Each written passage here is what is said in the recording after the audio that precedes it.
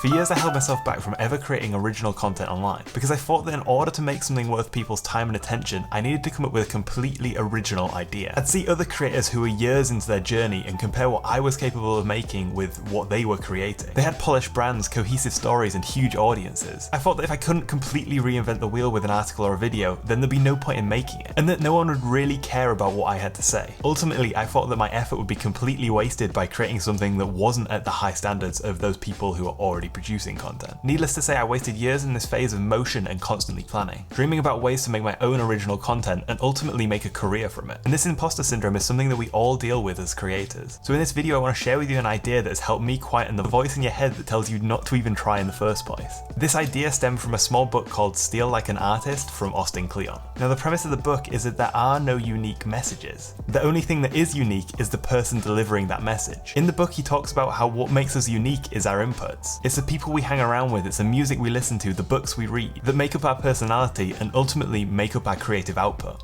But the biggest takeaway I got from this book is that creativity is just building upon those ideas from those who came before us, and our job as someone who makes things is to build on top of what they've already made. Now it's important to note that the message isn't to directly steal people's work. You're stealing my ideas, Steven! It's to rework and remix ideas, but never to steal directly from an artist and pass it off as your own work. Writer James Clear puts it perfectly on his About page when he says, "Most of the concepts I write about aren't my own.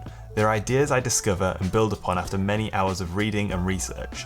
I look for insights from all fields: architecture, biology, economics, history, mathematics, physics, philosophy, and more.